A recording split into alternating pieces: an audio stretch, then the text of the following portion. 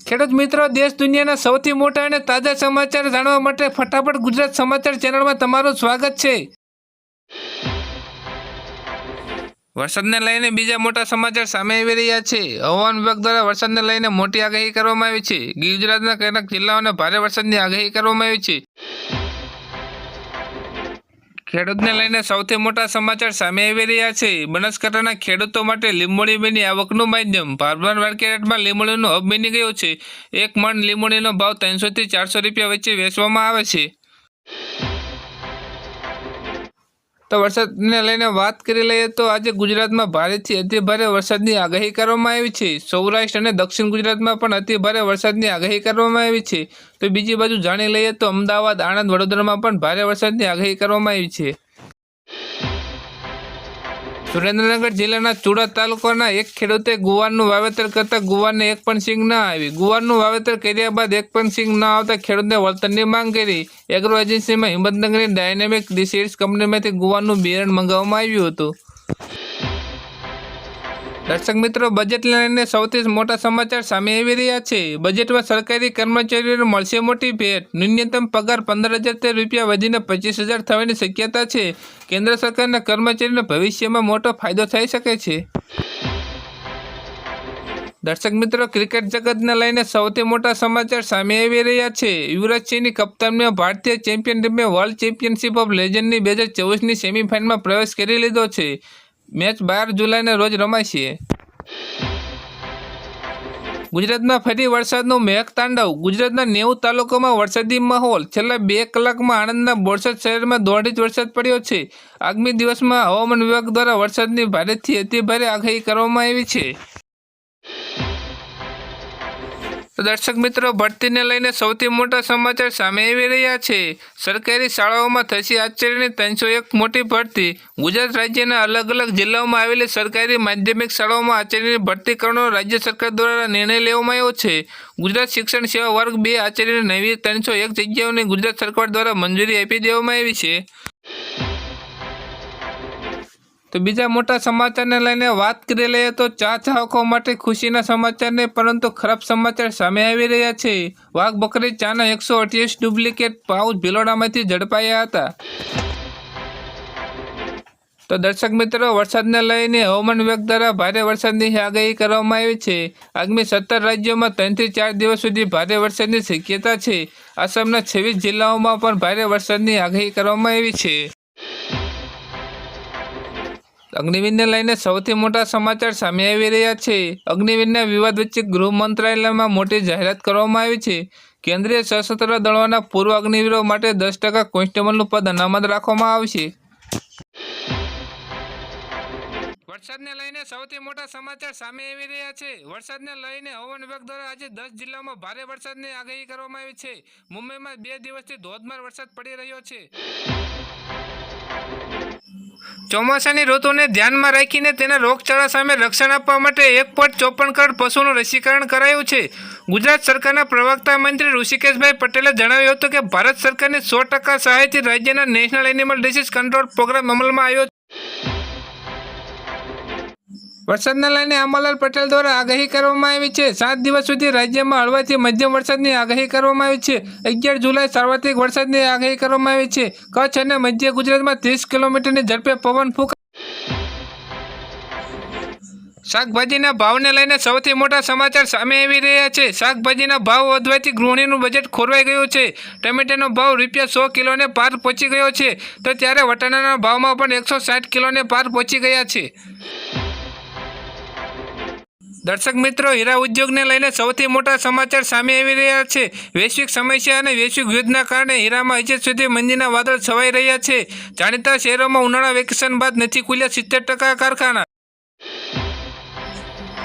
Atal pension યોજના માટે સારા સમાચાર સામે આવી રહ્યા છે. 23 જુલાઈ આવનારા બજેટમાં આ અંગેની જાહેરાત કરી શકે છે. જો આમ થશે તો લોકોની પેન્શનની રકમ બમણી થઈ જશે. તો દર્શક મિત્રો, રાષ્ટ્રીય મત્સ્ય ખેડૂત દિવસ વિશે વાત કરી લઈએ તો અમરેલી જિલ્લામાં માછીમારોને સહાય પૈકી 1240.61 લાખની સહાય મત્સ્ય વિભાગે મંજૂરી આપી દીધી છે. વરસાદને લઈને સૌથી મોટા સમાચાર સામે આવી રહ્યા છે. જુલાઈના બાકી 20 દિવસમાં 12 દિવસમાં ભારે વરસાદની આગાહી કરવામાં આવી છે. હવામાન વિભાગ દ્વારા જણાવવામાં આવ્યું છે કે આગામી દિવસમાં ગુજરાતમાં સિસ્ટમ સક્રિય થવાથી ભારે વરસાદની આગાહી છે. વડોદરામાંથી હાથીદાંતની તસ્કરીનો પર્દાફાશ થયો છે. શહેરમાં એસઓજીની ટીમે યાકતપુરા વિસ્તારમાંથી અમૂલ્ય હાથીના દાંત જથ્થા સાથે 2 ઇસમોને ઝડપી પાડ્યા છે. ઇન્ટરનેશનલ રેકેટ દિશામાં પોલીસની વધુ તપાસ હાથ ધરી હતી. રમત જગતને લઈને સૌથી મોટા સમાચાર સામે આવી રહ્યા છે. રિલાયન્સ ફાઉન્ડેશનની જ્યોતિ યારાજી ઓલિમ્પિક્સમાં 100 મીટર દોડમાં ક્વોલિફાઈડ થનાર પહેલી ભારતીય મહિલા બની ગઈ છે. ભારતીય દોડવીર જ્યારે પેરિસ 2024 ઓલિમ્પિકમાં ટ્રેક પર ઉતરશે. રાજ્યના સરકારી અને ગ્રાન્ટેડ શાળાઓના ધોરણમાં 3 થી 10ના શિક્ષકોને આગામી 12 જુલાઈના શુક્રવારના રોજ ટેલિકોન્ફરન્સ દ્વારા ઓનલાઈન વ્યવસાયિક તાલીમ આપવામાં આવશે. ગુજરાતના 13 જિલ્લામાં ગાજવીજ સાથે તૂટી પડશે વરસાદ. સૌરાષ્ટ્ર, જૂનાગઢ, અમરેલી, ભાવનગર, ગીર સોમનાથમાં વરસાદનું યલો એલર્ટ જાહેર કરાયું છે. તે ત્યારે મધ્ય ગુજરાતમાં પંચમહાલ, દાહોદ અને છોટાઉદેપુરમાં પણ વીજળીના કડાકા ભડાકા સાથે વરસાદ વરસી શકે છે. દર્શક મિત્રો, વરસાદને લઈને સૌથી મોટા સમાચાર સામે આવી રહ્યા છે. જૂનાગઢમાં ફરી એકવાર મેઘરાજાની ધમાકેદાર બેટિંગ. જિલ્લાના 3 તાલુકાઓમાં 4 ઇંચથી વધુ વરસાદ પડ્યો છે. છેલ્લા 24 કલાકમાં રાજ્યના 162 તાલુકામાં મેઘમહેર થઈ રહ્યો છે. ગુજરાતમાં 2 થી 3 દિવસના વિરામ બાદ ફરી એકવાર વરસાદની મેઘ સવારી જોઈ રહી છે. મંગળવારના રોજ મેઘરાજાએ સૌરાષ્ટ્રમાં ધમાકેદાર બેટિંગ કરી હતી. રાજકોટના લોધિકામાં 5 ઇંચ કરતાં વધુ વરસાદ નોંધાયો છે. જ્યારે જૂનાગઢના વંથલી, માણાવદર અને માળિયાહાટીના તેમજ ગીર સોમનાથમાં પાટણ, વેરાવળમાં 4 ઇંચથી વધુ વરસાદ નોંધાયો હતો.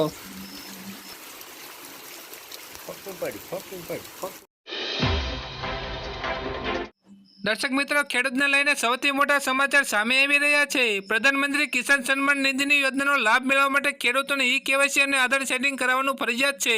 પીએમ કિસાન યોજનાનો લાભ મેળવવા માટે 31 જુલાઈ સુધી ઈ-કેવાયસી અને આધાર સેટિંગ અચૂક કરાવી લેવાનું રહેશે. ભરતીને લઈને મોટા સમાચાર સામે આવી રહ્યા છે. અમદાવાદમાં નોકરી મેળવવા માટે ઉત્તમ તક. જીએમડીસીમાં 7 જગ્યાઓ માટે મોટી ભરતી બહાર પાડવામાં આવી છે. તો બીજી મોટા સમાચાર સામે આવી રહ્યા છે. બનાસકાંઠામાં શાકભાજીના ભાવ વધી રહ્યા છે.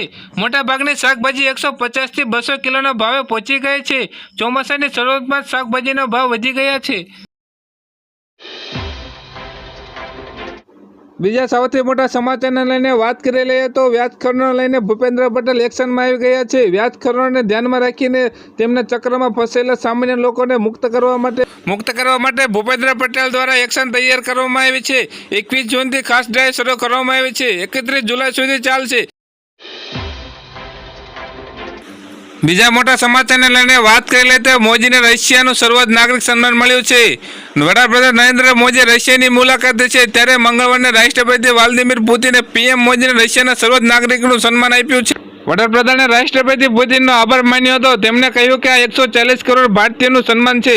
આ ભારત અને રશિયા વચ્ચે સૌથી જૂની મિત્રતાનું પ્રતીક છે. વરસાદને લઈને વાત કરી લઈએ તો હવામાન નિષ્ણાત આમાલાલ પટેલે રાજ્યમાં 8 થી 11 જુલાઈ વચ્ચે આગાહી આપી છે. દક્ષિણ ગુજરાત, સૌરાષ્ટ્ર, મધ્ય ગુજરાત, ઉત્તર ગુજરાત ભાગોમાં આગાહી વ્યક્ત કરી છે. 15 તારીખે બંગાળના ઉપસાગરમાં સિસ્ટમ સક્રિય થતા 17 થી 24 જુલાઈમાં રાજ્યમાં સારો વરસાદ થવાની આગાહી વ્યક્ત કરી છે. દક્ષિણ ગુજરાતમાં સૌરાષ્ટ્રમાં અતિ ભારે વરસાદની આગાહી આપી છે. ખેડૂતને લઈને સૌથી મોટા સમાચાર સામે આવી રહ્યા છે. જીરું હવે સોનું બની શકે છે, પણ ખેડૂતો કે વેપારીઓ પાસે માલની તંગી છે.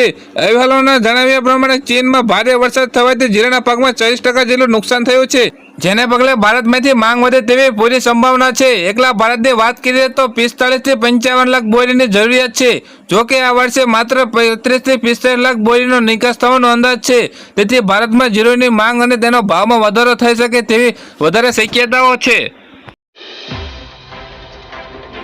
બીજા મોટા સમાચારને લઈને વાત કરીએ તો સુરત જિલ્લાના માંડવી તાલુકાના કરંજ ગામે પંચાયત તલાટી કમ મંત્રી તેમજ એક કોમ્પ્યુટર ઓપરેટર એસીબી ટીમે 3500 રૂપિયાની લાંચ લેતા ઝડપી પડ્યા હતા. મિલકતના નામના ફેર કરવાના એવા પેટે લાંચ લેવામાં આવી હતી. બીજા મોટા સમાચારને લઈને વાત કરી લે તો ભારતીય ક્રિકેટ કંટ્રોલ બોર્ડના ગૌતમ ગંભીરની ટીમ ઇન્ડિયાના નવા કોચ તરીકે નિયુક્ત કર્યા છે. આ ભૂમિકામાં ગૌતમ ગંભીરની રાહુલ દ્રવિડનું સ્થાન લેશે, જે ટીમ ઇન્ડિયાને તેને છેલ્લે ટુર્નામેન્ટમાં વર્લ્ડ ચેમ્પિયન બનાવ્યું હતું. છેલ્લા દોઢ મહિનામાં ગંભીરના નામની ચર્ચા થઈ રહી હતી. જોકે ગંભીરને સતત 3 વર્ષ સુધી આઈપીએલમાં ટીમના મેન્ટેન ભૂમિકા ભજવી છે, પરંતુ તેની પાસે કોઈ પ્રત્યક્ષ કોચિંગનો અનુભવ નથી.